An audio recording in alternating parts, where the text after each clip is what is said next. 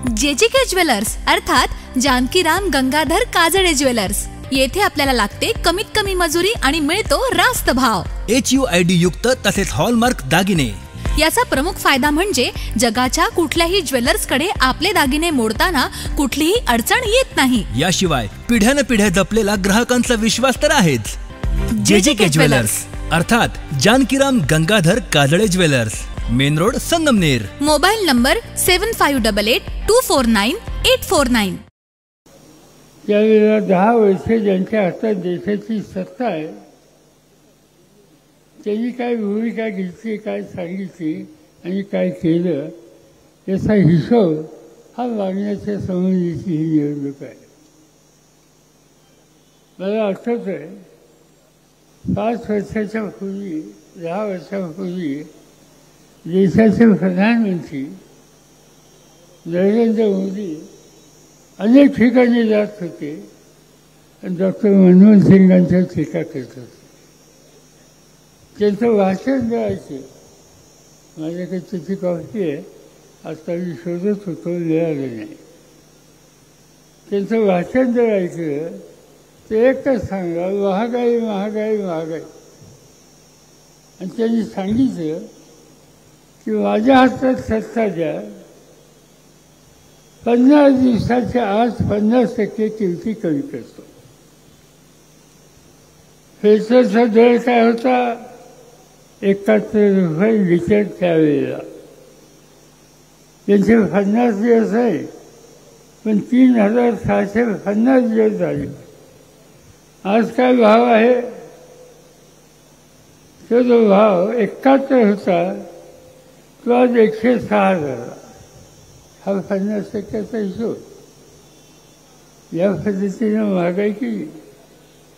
घरामध्ये स्वयंपाक करायला गॅस लागतो. 2014ला गॅसची किंमत काय होती? सिलेंडरला 410 रुपये. 50% कमी करण्याचं वचन मोदींनी दिलं होतं.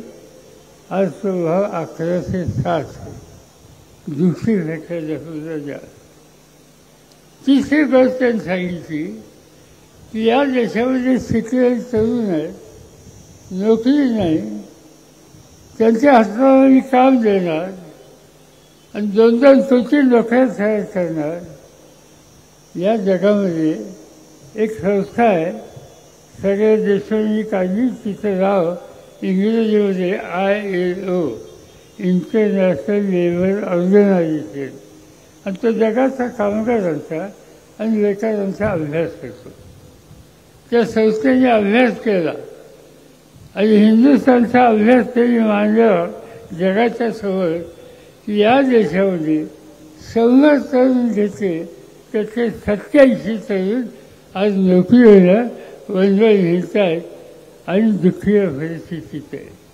बेकारीचा प्रश्न नाही. काय या लोकांनी नक्की केलं ते सांगतात.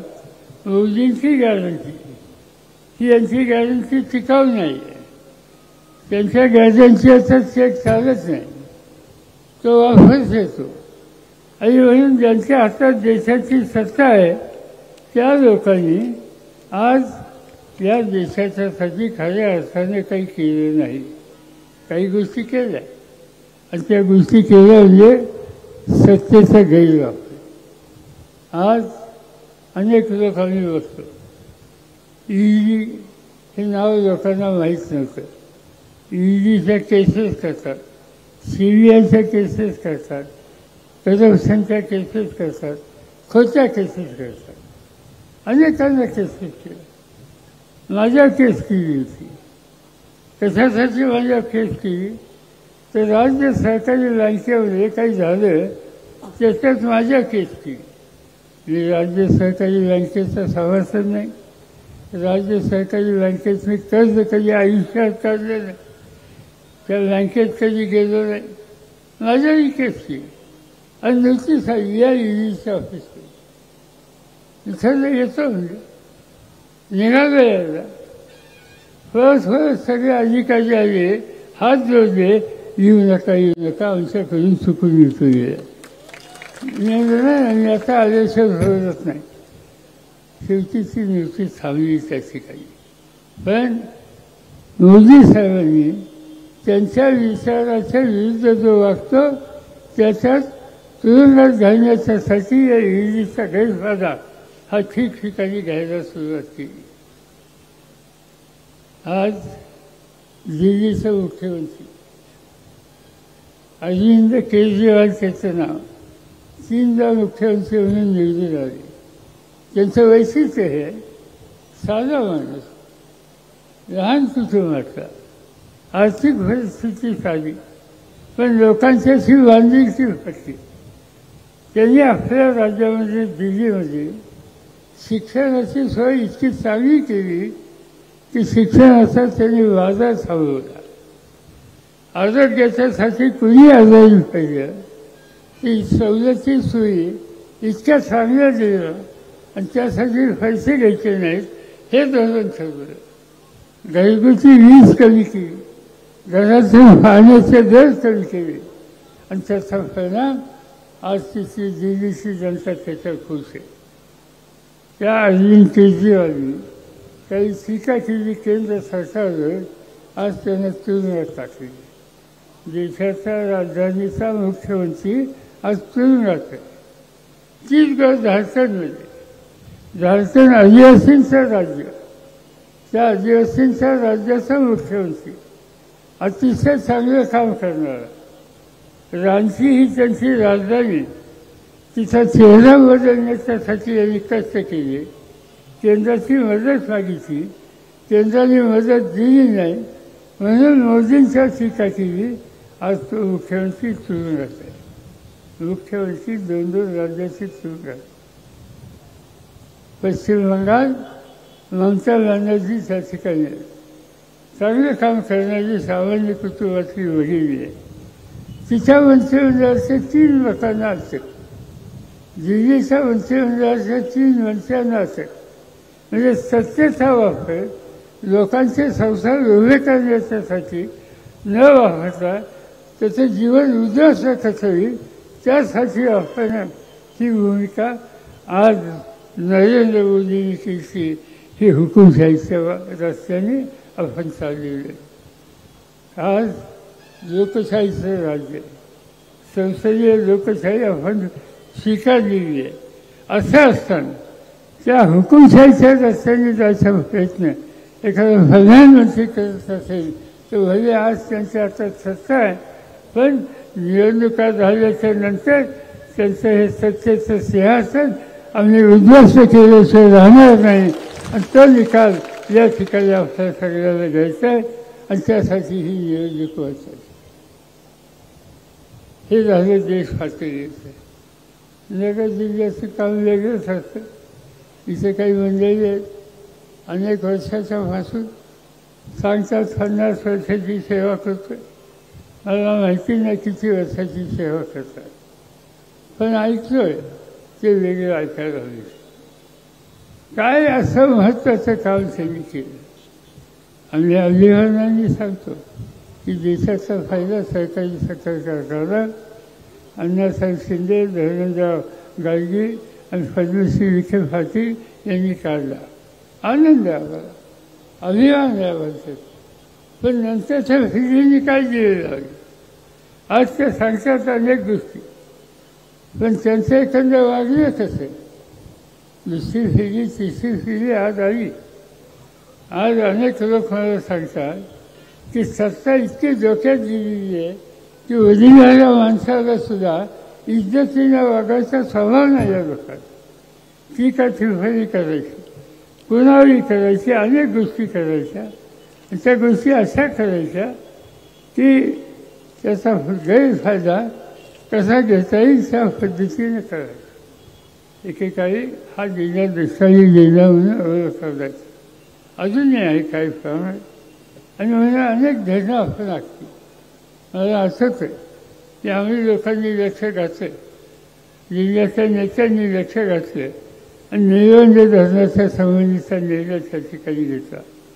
आणि हेतू हा होता विशेषतः राहुरी, संगमनेर, राहता, अकोले, सिन्नर या भागातल्या जिल्हा भागातल्या दुष्काळी भागातल्या शेतकऱ्यांची जमीन ही बागायत कशी करता येईल त्यासाठी हा प्रकल्प होता.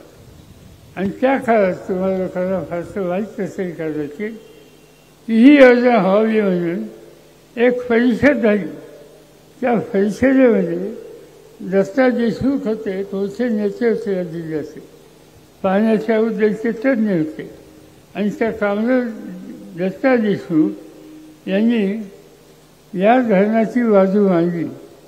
आज जे उमेदवार आहेत त्यांच्या वादवादांनी त्या धरणाला विरोध केला. दत्ता देशमुखांनी सत्य सांगितलं की या ठिकाणी धरण होईल, कालवे होतील आणि शिवारात पाणी जाता येईल. आणि त्या उद्देशाने काल त्या ठिकाणी घ्यायची भूमिका घेतली. ते निबंध काही कामं होऊ दे, अजून एक फुली नाही, पण एक निबंध इथं दुष्काळ हाताळायला उपयोग करत होतं तर त्याला आवड घाल, ते न होईल याची काळजी घे. कसलं राजकारण हे राजकारण ज्यांच्या हातात सत्ता आहे आणि जे आज पुन्हा लोकसभेला जायचा प्रयत्न करतात त्यांच्या कुटुंबातल्या लोकांनी केलं हा या जिल्ह्याचा इतिहास आहे. अनेक गोष्टी सांगता येतील.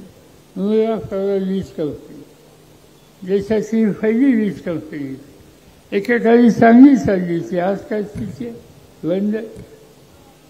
हा कारखाना तनपुरे साहेबांनी, दादासाहेबांनी काढलेला राहुरी साखर कारखाना एकेकाळचा महाराष्ट्राचे जे उत्तम कारखाने होते त्याच्यात त्यांचं नाव होत होतं. त्या कारखान्याच्याबद्दलचं हे वैशिष्ट्य होतं. मला आठवत आहे की आम्ही तरुण होतो, युवक काँग्रेसमध्ये काम करत होतो, त्यावेळेला या कारखान्यावर सवन महाराष्ट्राचे नेते एकत्र झाले होते. या कारखान्यावर यशवंतराव चव्हाण आले होते, त्यावेळेचे मुख्यमंत्री वसंतराव नाईक आले होते, त्यावेळेचे सगळं मंत्रिमंडळ या ठिकाणी आलं होतं. आणि त्याचं कारण उत्तम सहकारी संस्था कशी चालवतात ही पाहायचं असेल तर राहुल गेलं पाहिजे. हा इतिहास आहे राहुलचा होता. आणि तो कारखाना आज या लोकांनी त्याची काय वाचवली हे काही मी सांगू इच्छित नाही. याचा अर्थ एकच आहे, चांगल्या गोष्टी चालून द्यायच्या नाही. आणि त्या सगळ्या गोष्टीचा परिणाम आज या ठिकाणी झाले. देशामध्ये आणि राज्यामध्ये ठिकठिकाणी मेडिकल कॉलेज काढायचे निर्णय घेतले, अनेकांनी घेतले. चांगली कॉलेजेस काढली, सरकारी कॉलेजेस काढली, देणगी प्रकार नाही. पण इथं ते होऊन गेले नाही.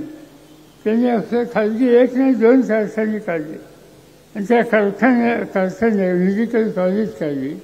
आणि त्या कॉलेजमध्ये प्रवेश कसा होतो याची माहिती माझ्यापेक्षा कदाचित तुला सगळ्यांना असेल म्हणून मी त्याच्या खोलात जात नाही. पण या सगळ्या गोष्टी एकच सांगतात की सत्तेचा गैरवापर जाऊन जाते. सामान्य माणसाला घाबरून सोडायचं. पण मी आता सांगू इच्छितो की आज या निवडणुकीमध्ये आपल्या सगळ्यांच्या वतीने उमेदवार असा दिला तर दिसायला फाटका आहे. 10/10च्या खोलीत राहतो. पण काय गडी आहे, निवडणूक होऊ द्या मग 10वी सदस्यांचं सर्व. आणि त्यामुळे त्या उमेदवाराच्यामुळं आज एक उत्तम प्रकारची व्यक्ती या ठिकाणी तुमच्यासमोर सादर केली. आणि जी काही संकट आहेत ती संकटं दूर करण्याच्या उद्देशाची ताकद या फाटक्या माणसाच्यामध्ये आहे. आणि म्हणून उद्देशाला कापूस उत्पादकांचा प्रश्न असेल, सोयाबीन उत्पादकांचा प्रश्न असेल, तूर आणि कांदा उत्पादकांचा प्रश्न असेल, बेरोजगारांचा प्रश्न असेल किंवा स्पर्धा परीक्षेमध्ये सहभागी झालेले मुलं मुली त्यांचं दुखणं असेल, या सगळ्या दुखण्याला उत्तर आज निलेश मोदी आहे. त्या निलेश मोदीच्या वारसात हे काम होऊ शकतं. आणि म्हणून सांगितलं जातं कोणत्या भाषेत बोलणार. मगाशीच मी सांगितलं तिच्या 18 भाषेत बोलता येतं. तिच्या 18 भाषेचे अनुवादक असतात. कानाला मशीन लावता येतं. मी मराठीत बोललो तर कर्नाटकाचा माणूस असो, तामिळनाडूचा माणूस असो, काश्मीरचा माणूस असो, त्याला त्याच्या भाषेत माझं भाषण हे सांगितलं जातं. आणि माणसांना प्रधानमंत्र्यांना सुद्धा सांगितलं जातं.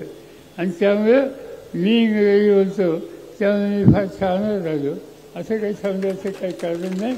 ते तुमचं इंग्रजी तुम्हाला लक्षात, आम्हाला इथं फाटका माणूस पण फाटक्या समाजाच्या हिताची जपणूक करणारा आणि मराठीमध्ये अगदी आमच्या गावरान मराठीमध्ये बोलणारा माणूस त्या ठिकाणी हवा. आणि तो हात आम्ही या ठिकाणी निलेशच्या रूपानं तुम्हाला सगळ्यांना दिला. त्यांना मोठ्या मताने विजयी करा. त्यांची खून तुतारी वाजवणारा माणूस, त्याचा ती घोटाळा केला लक्षात ठेवा. हे लोक घोटाळे करायला फार हुशार आहेत. त्यांनी आणखी एक माणूस वीरचा उभा केला. त्याने नुसतीच तुतारी दिली, नुसतीच तुतारी, माणूस नाही, नुसतीच तुतारी. अवशी खून काय, तुतारी वाजवणारा माणूस, माणूसही पाहिजे, तुतारी पाहिजे. यांनी लक्ष दिली की नुसतीच तुतारी ठेवली. नुसतीच तुतारीचा आवाज दिल्लीला पोचणार नाही. दिल्लीला आवाज पोचायचा असेल तर ती तुतारी कोण फुकली पाहिजे, त्यासाठी माणूस पाहिजे. आणि म्हणून तुतारी वाजवणारा माणूस ही खून निलेश लंकेंची आहे. त्याला मोठ्या मताने विजय करा. डॉक्टर पावसे अर्धांगवायू पुनर्वसन आणि निसर्गोपचार केंद्र. निसर्गरम्य आणि प्रदूषणमुक्त वातावरणात 20 कॉटचे उत्तम मशिनरी आणि सर्व सुविधा उपलब्ध असलेले सुसज्ज निसर्गोपचार केंद्र. अर्धांगवायू, मान, पाठ, कंबर आणि सांधेदुखी, हातापायांना मुंग्या येणं, टाचदुखी, चेहऱ्याचा पॅरालिसिस, ॲक्युपंक्चर, फिजिओथेरपी, जलचिकित्सा, बाष्पचिकित्सा, योग चिकित्सा, मालिश चिकित्सा, चुंबक चिकित्सा, आहार चिकित्सा आणि माती चिकित्सा. संपर्क डॉक्टर रमेश पावसे, ठिकाण हिवरगाव पावसा, रायतेवाडी रोड, तालुका संगमनेर. संपर्क 9623 25 67 22.